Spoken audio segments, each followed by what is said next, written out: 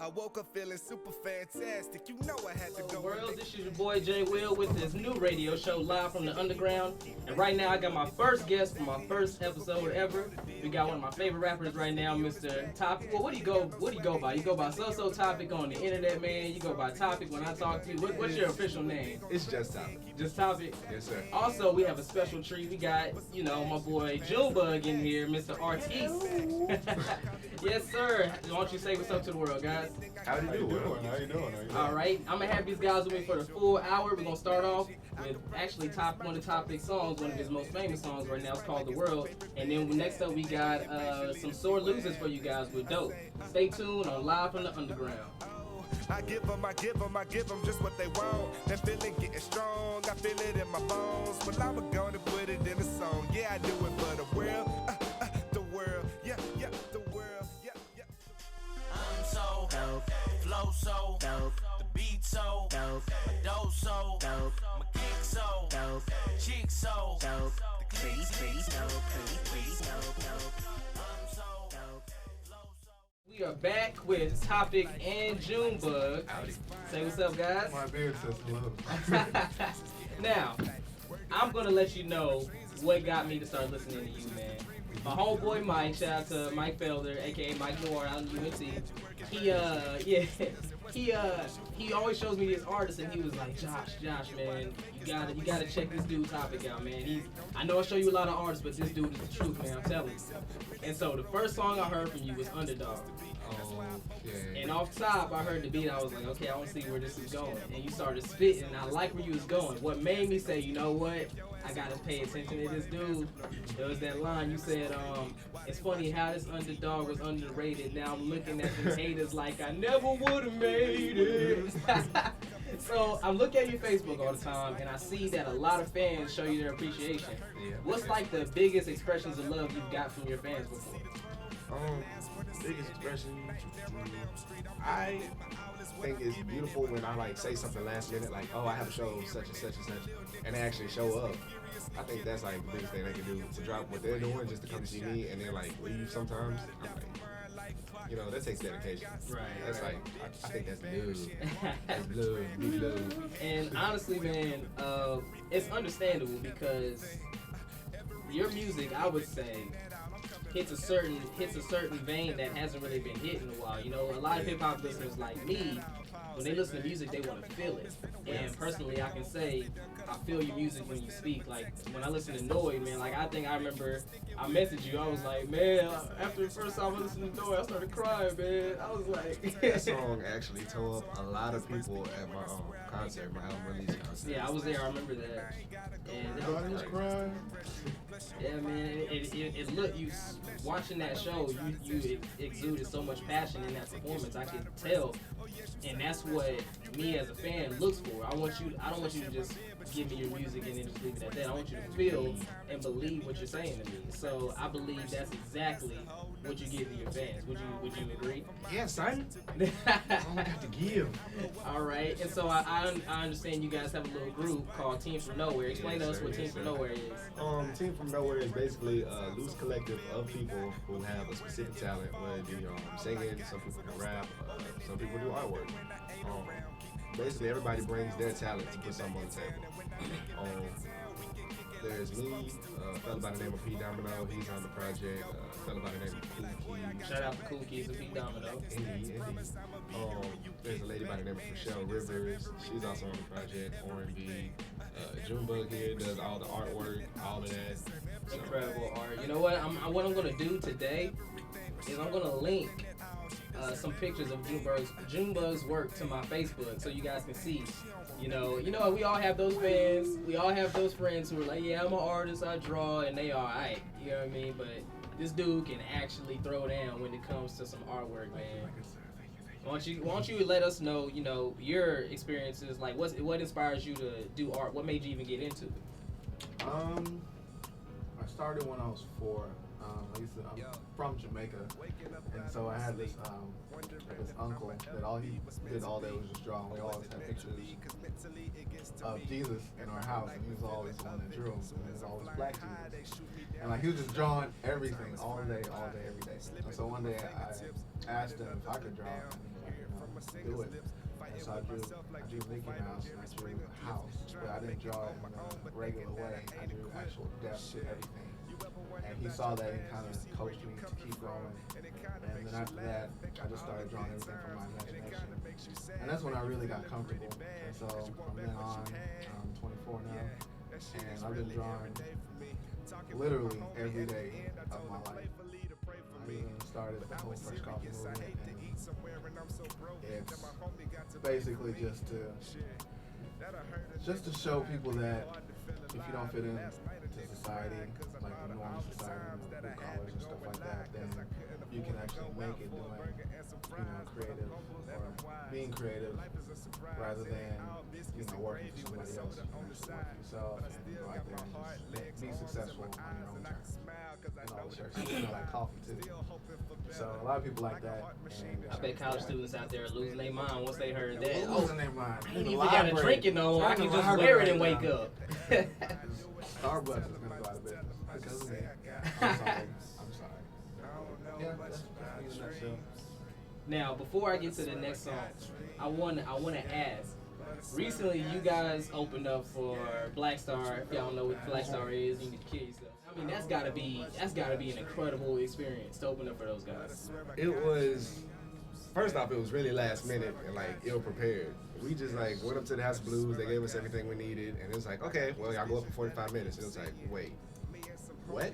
And they're like, yeah, 45 minutes. You got y'all little set. So we just kind of like scrambling around, trying to make sure we had everything. Had the Fresh Coffee table set up, shirts on sale, my album on sale, and they're like, all right, y'all are on. And he's like, one of the dudes in particular, his name is Denver. He was like, if y'all suck, we're closing the curtain. And he just told me up front, and I was like, okay, cool. It kind of like made everything, it took away the nervousness, because it was like, you're either going to be good or you're not. And you're about to find out tonight in front of like 400 people whether you're worth the time or not. And so we get out there and we do our thing, and they're like, who is this guy? And the first thing I say is, y'all ready for Most Def and Talib Kweli? Because he was Most Def then. And they're like, yeah, the crowd went crazy. And I was like, well, that sucks because you got to put up with us for the next 15 minutes. And so. But they were mad. Yeah, they were like, oh, man, who is this guy? And so I started spinning. They're like, hey. And I actually performed The World. And by the end of the first chorus on The World, they actually knew the song. They were like, oh. And I was like, that's crazy. You did a poem first, right? Yeah, I actually started off with a piece that I did on a mixtape called Before He Was Confident. I remember that mixtape. Yeah, it was off of Dead President. It was a verse off of Dead President. And that kind of like put everybody like, oh, okay, so he's not whack and talking about cars and stuff. And so we went ahead, did a set, had some fun, got emotional when I did Noid. We did Super Cool, the crowd loved it. I was playing with the crowd, handing people the microphone. I wish Dante would have been there. Pt.1, had he been there, we could have did Chips on the Plate for everybody, but he's out there getting that college education. Shout out to Pt.1. Alright, man. Well, that's cool. Well, next up, we gonna have actually your boy Cool Keys. We got a song with him. And next up after that, we got my boy Mike Rao from Big Spring, Texas. Doing, yo, it's really nice to meet you. You DM me in the morning, it's really how I would greet you. For the game that you went through like a queen is how I treat you. If I make the greatest song, you will be the greatest feature.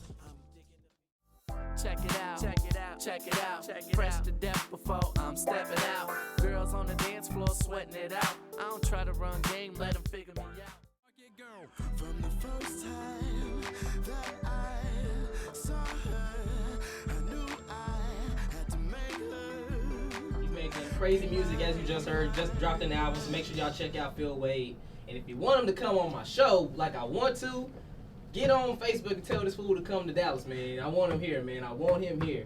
But right now, we got my boy Topic, Team from Nowhere, Chips Mr. Joonbug. Yeah, Chips on the plate. You know what? I gotta get this on the radio. I'm gonna play that next week. But speaking of that, all the other artists, what I've noticed since I moved here, we have a lot of great artists in this area. I've noticed. I mean, people don't get to see the full spectrum. I mean, no disrespect to Dero or B-Ham. They're all doing their thing. I appreciate them for putting Dallas on the map. But we have people like you. We have people like A.Dd. Shout out to A.Dd. We got people like Sore Losers who aren't really getting that much shine. Who were some of the Dallas artists that inspire you the most? First off, let it be known that both members of A.Dd cannot read. That's just something I say every time I see him.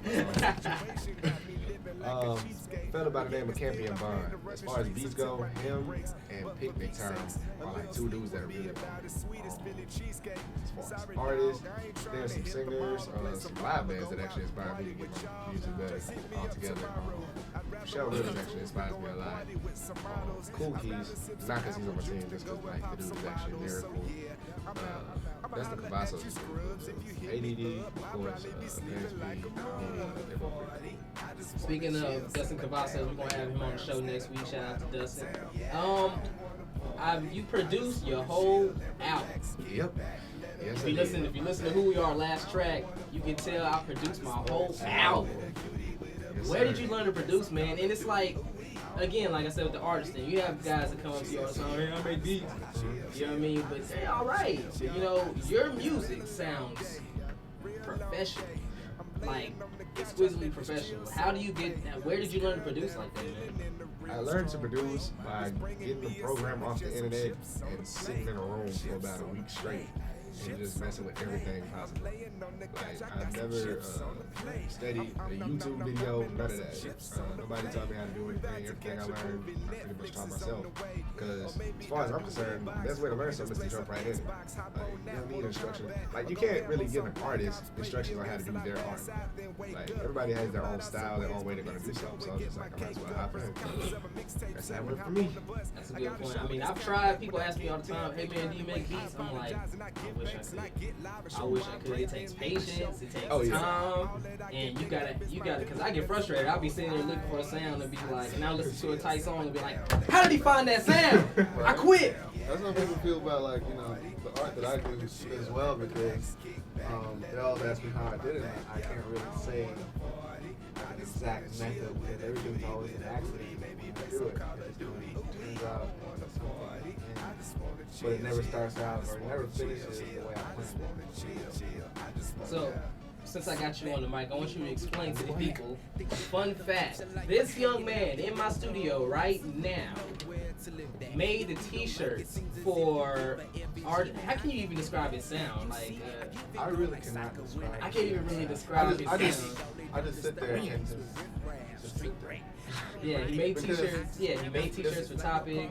And it's funny because like we live together at the present moment, and so he's the only guy that I found that can stay up with me. So it'll be 3 or 4 o'clock in the morning. I'll be doing my thing on the computer, and he'll sit right across from me making beats.